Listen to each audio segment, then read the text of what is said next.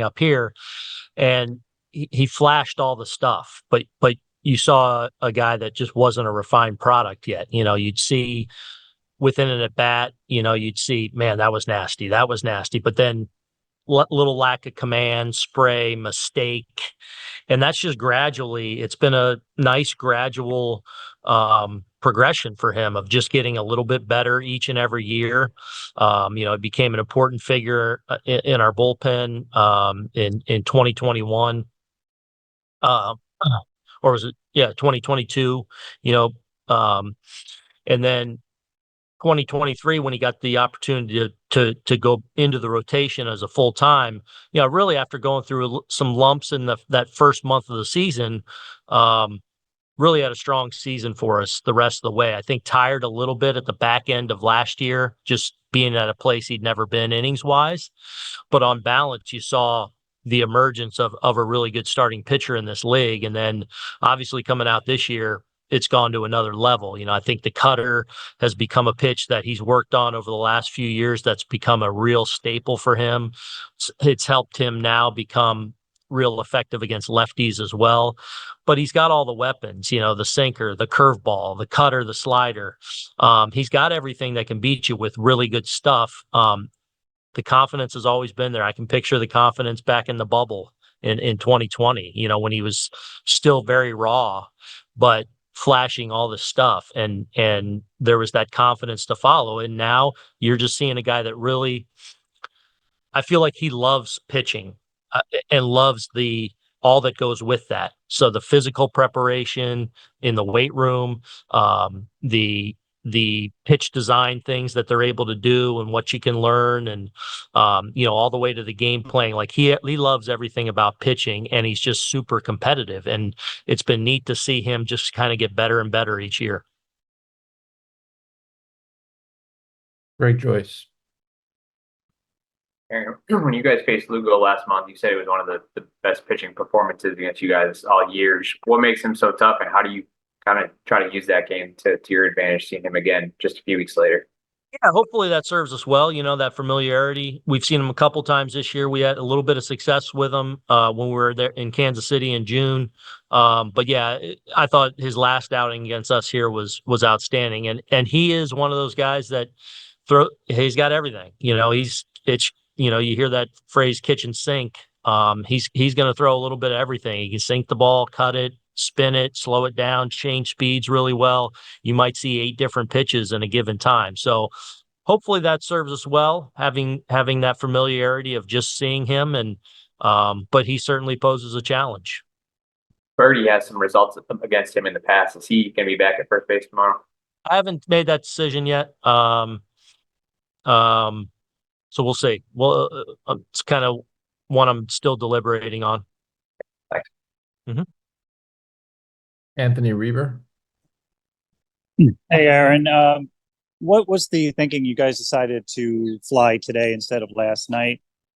Did you weigh that at all against the wanting to have a workout at Kaufman Stadium? A little bit. I think some of it was with Monday Night Football going on. There was some hotel stuff that was a little bit of an issue. But kind of just weighing getting in at 3 a.m, or knowing on a playoff night it could be a late night and you go home and sleep in your bed. Marcus Stroman threw a live BP today. It's a chance for our guys to really take advantage of our facility here as far as just treatments and recoveries and things like that. So just kind of decided let's sleep in our own bed and get off in the afternoon. Wait, is this a Taylor Swift factor then with the Chiefs game? Is it a Taylor Swift factor because of all the people here for the Chiefs game? Yeah, I don't know about that, but I know Monday Night Football came up, and with a lot of the hotel situations. So, but I don't know if as much that is just things we could take advantage of here. Thank you. Yep. Gary Phillips.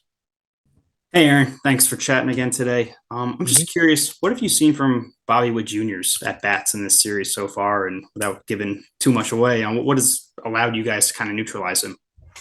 Well, I mean, I think we've pitched him tough, obviously. But obviously we know how good and dangerous he is. So hopefully, we can continue to executing again. Ultimately, pitching when you have good pitching and you execute, usually that's favors the pitcher. When they can execute at a high level, you're going to get even the best of the best out sometimes. So, I think it's just that it's a couple games where we've had some success, where we've done some really good things pitching wise to them, and hopefully we can continue to have a little bit of success. But obviously, we know how dangerous and good of a hitter, well-rounded hitter he is. Gotcha. Thank you. Mm-hmm. Brendan Cuddy. Aaron, thank you again for taking the time today. Does the fact that Clark hasn't seen the Royals this year, or better yet, the Royals haven't seen Clark this year, did that weigh into the decision to start him today? No. Okay. And also, you said that you're weighing your decision at first base. You haven't figured it out yet. What goes into it?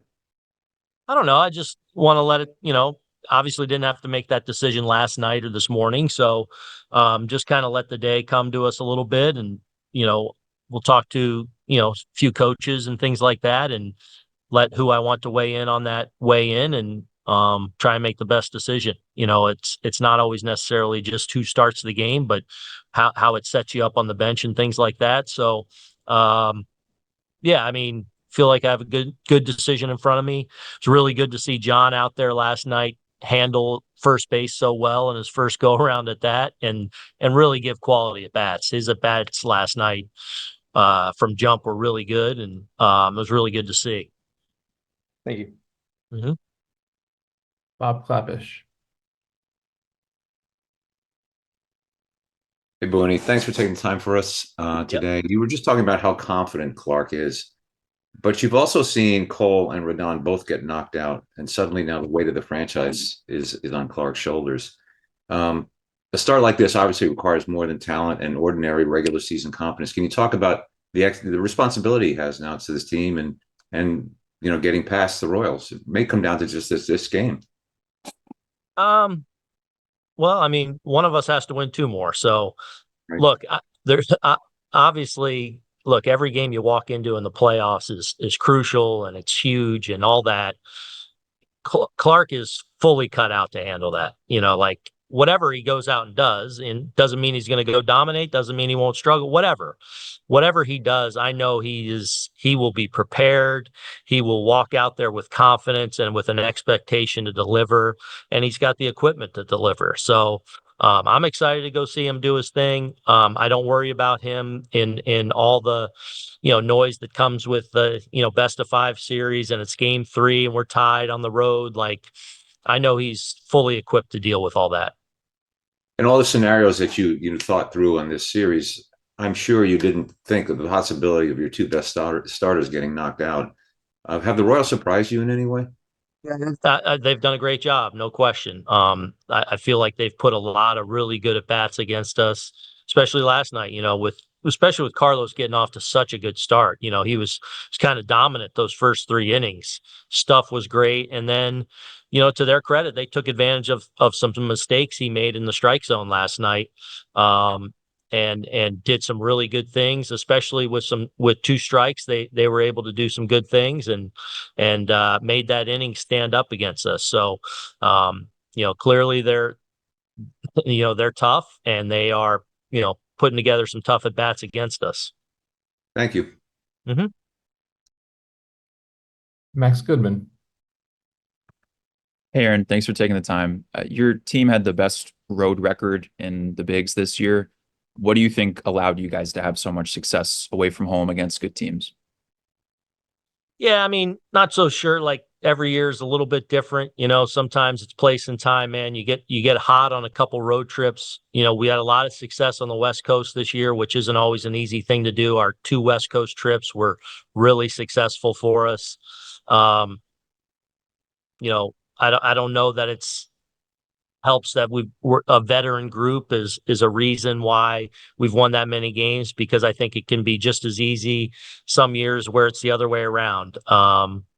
I think it's just we've put together some of our best baseball in some stretches where we've been on the road.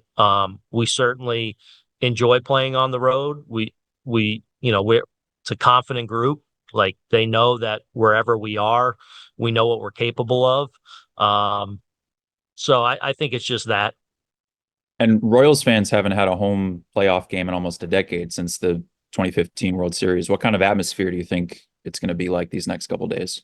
Yeah, it should be awesome. I mean, obviously, Kauffman Stadium is one of those great historic places that's kind of stood the test of time. It's a beautiful ballpark, rich in history. You know, uh, so I would imagine that they are going to be excited to see their Royals at home, uh, coming on the heels of what's been an outstanding regular season after some lean years for them. But it's a proud baseball city and town.